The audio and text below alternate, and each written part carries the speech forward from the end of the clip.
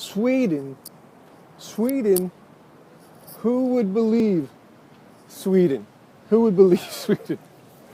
Nobody would fucking believe Sweden.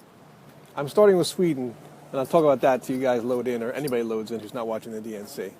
Who would believe Sweden? Nobody.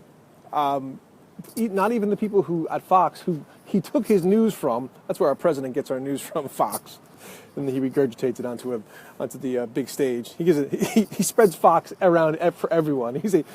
Trump is a Fox satellite, big orange Fox satellite. Sweden. Who would believe Sweden? You, Trump, and hi Stacey, you, Trump, and my 80-year-old mom. You know what? Tucker Carlson was the guy who did the report that Trump used to say Sweden was having a problem last night. And he said, Tucker Carlson said to Trump, you need to watch Fox News more carefully. And that's the same thing I say to my 80-year-old mom. So it's on the same tip. Now, what's interesting about Sweden, that I don't think a lot of the news carried, is Sweden has taken in the most refugees per capita. So, not easy doing the right thing. Not easy to do the right thing. I also think you need to know about what's going on in Sweden as well, is there is like an alt-right faction growing in Sweden as well. So people need to realize this is a phenomenon that's happening around the world. It happened here in the United States, it's happening in Hungary, it's happening in Paris, it's happening in Sweden. Huge alt-right endeavor. But Sweden is a really good place. Sweden has 5 weeks vacation. Sweden has independent media. Sweden has free healthcare. Sweden has free tuition. But Sweden does have very high taxes. So if that upsets you, then you have 5 weeks vacation to cry about it, and you can go see a psychiatrist to talk about those taxes that are killing you, that got you so upset. So anyway, let's move on, because I'm sure most of you people watched the DNC debate tonight, and I was completely wrong. They were all horrible across the board. You know, I would think the one that looked the best, that's probably going to do well, is Tom Perez, but we got to brand him as I'm not a progressive Perez.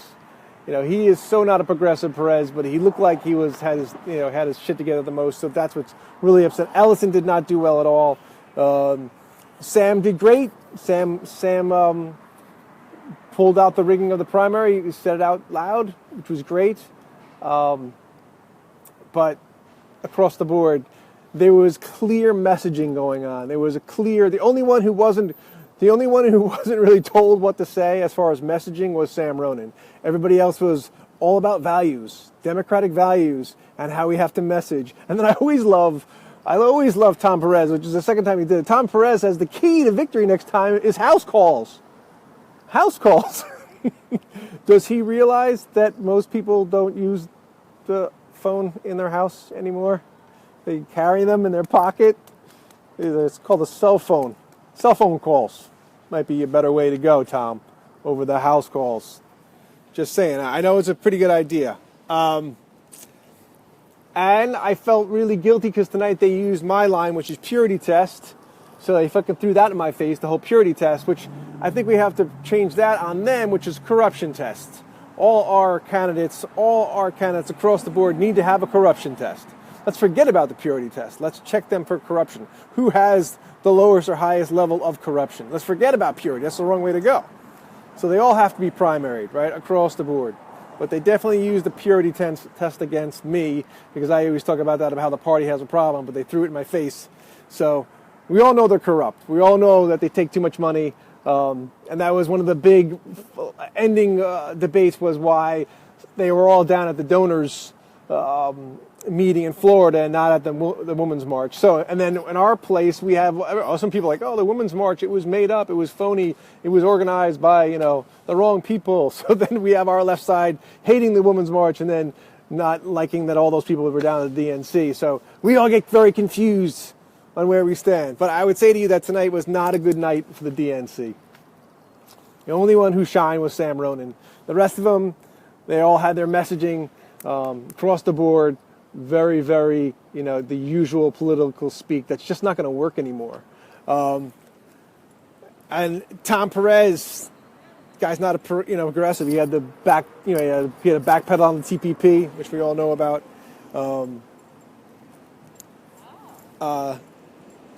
Nobody on that stage was impressive to me, except for Sam Ronan. The rest of them, and I thought Keith Ellison was going to do well tonight, and he did not do well. So let's go back to Sweden a little bit, and the lie about Sweden, just so you guys can sort of understand why I keep repeating about the alt-right and the movement and Milos, and why I get so upset. Because they really are using this alt-right momentum to win elections, not only here in America, but across the world. It's really important. The person who did the report on Sweden, his name is Ami Horowitz. He's an alt-right guy, anti-Muslim, did a movie about the Stockholm Syndrome. So it did a thing about Sweden and saying how bad the crime has been since they've accepted so many refugees. Now, the facts are not really, they don't correlate. Now, the funny thing about this was on CNN with Don Lemon. Now, Don Lemon has his numbers in front of him as poorly as I do. He has pieces of paper in front of him while he's talking to this guy, Ami Horowitz. So Ami Horowitz is throwing out his numbers saying, oh, rapes have gone up 50%. It's the rape capital. And then Don Lemon goes, my numbers say differently. And he's like holding a piece of paper. My numbers in front of me say differently. Well, how about putting those numbers up on a screen so we can all read them at home? So, we can all take a look at them ourselves. But it's not true. The crime rate in Sweden has dropped 1.2% over the last 10 to 20 years. They do have problems like any country does in many different areas. There are no such thing as no-go areas. They call them no-go areas. There's no such thing as now there's like 55 areas that are lower income areas that are dangerous, but there are not no-go areas. So you're not going to get any of this in the mainstream media, right? You're not going to get, first of all, that Sweden is a great place to live and has many progressive things like 5 weeks vacation, maternity leave, and free healthcare, free tuition. You're just going to get the sort of middle-of-the-road reporting. So you don't know anything about how great Sweden really is. But I want to tell you that and I know that, I didn't even do justice on the whole Milos thing. That how I thought it was really bad that he went on Bill Maher and Bill Maher normalized him, and I think all those guys are shilling. I think everybody across John Oliver, Bill Maher, all shilling and letting Milos get on there and not checking him hard enough is really dangerous because people don't realize they don't even know who Milos is. I have to explain to people. Oh, he's editor of Breitbart. Oh, he puts out a lot of anti-women, anti-Muslim, even anti-gay rhetoric, which in this website Breitbart. In the back channels, the 4chan, the Reddit, that's where this anger and the movement grows. And people don't sort of get it because I don't go to 4chan, I don't go to Reddit, but this is where these movements grow in strength and anger, and it gets really, really, really mean in there. And that's why, like the thing tonight where he says, Trump comes out with an executive order against transgender to remove that from, students and make it a states' rights issue, that's a big deal. That's another way of showing, again, we're not going to protect, the LGBT community, which is, it's another sort of in the I don't want to say it's alt-right, it's also alt-right playbook, but it stinks of that. So anyway, let's get back to the DNC tonight, just so briefly. The 8 candidates, it definitely was another CNN shit show. It definitely feel like it's totally slanted for Tom Perez. The fix was in for Tom Perez from the get-go. Seemed like he was getting the most of the questions and easy questions. They only called him out a couple of times for going to the donor meeting and for the TPP. I really, really, really, from that, because Sam's not getting any votes, right? You realize when they announced Keith Ellison and when they announced Sam Ronan on the stage, they got like zero applause. Nobody applauded for Sam Ronan and Keith Ellison when they were first initially announced. And I was like, oh, okay. Audience is stacked, but no one did well across the board. The only one who did well, the only one who stood up for us was Sam Ronan. Oh my God, we're gonna have another time issue because my my watch is dying. 7 minutes. We got 7 minutes. Let me just check my notes to make sure I talked about everything that I wanted to talk to you guys about. The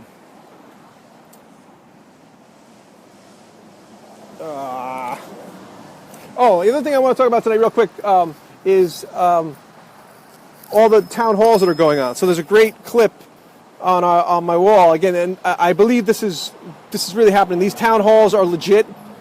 I don't think anybody is organizing them. Where there are people saying that Indivisible is organizing a lot of these protests, but I think these town halls are pretty legit. These people seem really real. I want you to check out on my wall a clip from the Tom Cotton town hall. This woman gets up and she's very upset, and she says, you tell us to be calm. She goes, my husband suffered from dementia and multiple ailments, and you tell us to be calm, cool, and collected. And she's like, well, what insurance do you have? And the place went bananas. They went apeshit. They just went cheering and standing up. So these town halls are taking effect, and we had a live report from a town hall here in New Jersey with Leonard Lance. Now, this guy is just...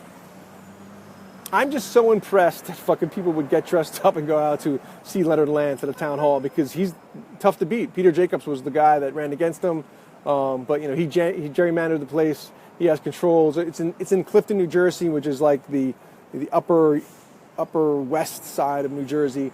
But Diane Moxley did a report from there and showed the town hall here on RP, and all these town halls are important.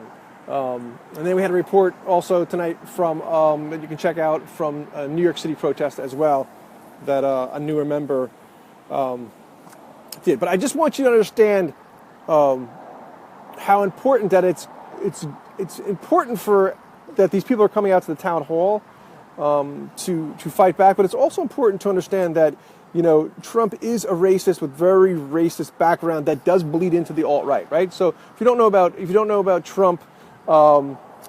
Was sued for racial discrimination against tenants, had to settle out of court. He did support and heavily supported the death sentence for the Central Park Five here in New York City, who were suspected of rape that were let go. But he took a full pad ad out back in the day when these kids got arrested for them to get the death penalty. Turned out they're all innocent.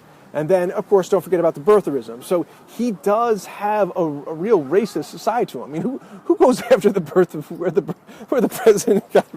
Who starts a conspiracy theory about where the president was born and then get elected? So there is a heavy alt-right racism element that you need to understand that's happening across the world. Here in Sweden, in Hungary. I'm forgetting there's two or three. I'm losing my track of thought, but there's a number of states. Hungary. God, I wish I could think of the other ones. Czechoslovakia. There's a number of states where the alt-right movement is taking hold, and obviously it's taking hold here. And that's why I talk about it a lot, because it's real. It's actually happening, and it's very, very dangerous.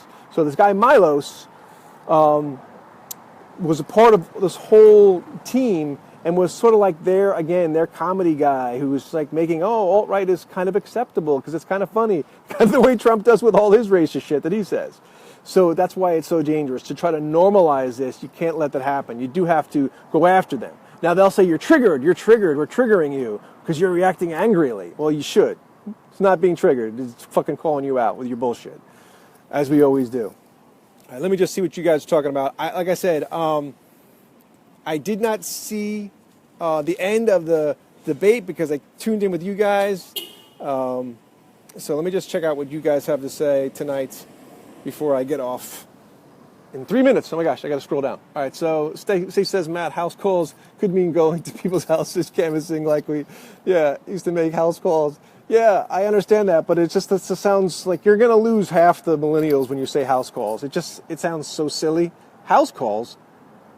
I made house calls. Nobody picked up the phone. It was about 10%. House calls was not the key to the victory. Trust me. Linda says DNC is in Wikipedia, the chair position. Oh, yeah. So that's the other thing. You can make your phone calls. I don't think it's going to matter. I was going to say Sam Ronan's not getting one vote. I'll be shocked if Sam Ronan receives one vote from the 400 people that are going to vote. That's my prediction there. I think, unfortunately, Tom Perez is going to win. And I call him... we're going to start branding people just like Trump does. I'm not progressive Perez. All late night shows are a waste. Comedy should be core anti-establishment. Yeah, Crystal. And you make a great point, Crystal. And the problem with that is, and it was the point I was trying to make the other night when I was talking about Milos, in that the reason why Bill Maher is such a corporate shill is because he gets paid a salary, and it's so tough to be anti-establishment if you're getting paid off. And that goes across the board, right? So anybody who's receiving payment is going to listen to their payee. Whoever's paying them, that's where they're going to get their script from. And that's what happened tonight. When you heard, like, most of these guys speaking at the DNC, they all were scripted. They all had their little catchphrases, values, democratic values, messaging. So, yeah, that's why this network is so important. I try to tell you guys all the time, to sort of be anti-establishment, you're going to have to do it with nobody funding you and no one being responsible for your network. And that's what makes it so difficult. All right, just give me a second here. I don't know what Al Kira is saying. If they don't pick Sam, it's welcome to leave. Yeah, I think I'm done with it. I'm expecting Tom Perez to win, and that'll be it for us. We're gonna have to really, really fight them and primary them, but I was completely wrong. Ellison did terrible tonight. I thought they were all really bad. I thought Sam was the only one that sort of spoke some truth, and he was even delicate. I wish he had come even harder. I think that's it for tonight. But just know that this network is really important. You guys are really important. That the alt-right is real, and Milos is a bad dude, and he really did deserve to lose his book deal and his position at Breitbart. And what he said was really was unspeakable. You can't really make jokes about shit like that. There's a line. And I think he definitely crossed it. I mean, that's what I'm saying. So he was supposed to speak at CPAC, and they canceled him, right? But if we cancel him at Berkeley, it's a big deal. But when CPAC cancels him, not a big deal. You fucking perfect hypocrites. You're such a bunch of perfect hypocrites over there in the Republican Party. It's not so bad. You had him booked. It's free speech. Come on, free speech. All right, well, guess he crossed the line a little bit. I got you. Maybe you shouldn't have booked him in the first place, though, right? Right, CPAC? Fortunately, you got a guy in there named Trump, who's probably just as bad. So, anyway, what happened to Milos is sort of good. You got to boycott these people. You got to take measures. You can't let them do what they do and not call them out. And like I said, I call out all Trump supporters and I call out the DNC as well. I want an apology from Trump supporters, and the DNC is my line of attack. I hold them both in contempt. I both have a huge issue. So that's why I didn't go into a whole long Milos thing the other day, because I got distracted because Bernie was on, but Milos was a dangerous guy, and Bill Maher normalized him. Now he's taking credit for bringing him down, which is not true at all. It had nothing to do with Bill Maher. He could have gone on to more fame and more notoriety. So it was actually very dangerous what Bill Maher did, because Bill Maher did not call him out, and that's the problem. We don't even tonight with the DNC. It wasn't harsh enough. I feel like Sam didn't. I got to watch it again, so I don't want to speak out of turn, but really had to come hard about superdelegates, the DNC, and how they're trying to, someone had to say, you're using this Russian, debacle to hide the fact that you rigged the primary. How stupid do you think we are? How angry? And that's what people don't understand about people who stayed in as Bernie-crats. We're really angry. Like, we're totally pissed off. And we're not going to stop being pissed off because we were totally cheated and we invested everything. So that anger is not going to go away, no matter what you say to us. No matter what line of attack you have, we're pissed off and we're coming back to fight. So, that's the way it is. Anyway, check out the DNC debate. I'm going to watch it because I might talk about it a little bit more tomorrow. And thanks. Check out the 2 videos, like I said. Check out all the videos. Steve was on tonight with a new guest at the 8 o'clock hour. And then we had a report from Diane Moxley from the Leonard Lance town hall, which was tough to hear, but it was also good. And then we had a new person on the network do something from New York, which you could also check out. But I'll see you guys tomorrow. Love you guys. Thanks for supporting the network. Hopefully we'll keep growing. I'll see you guys tomorrow.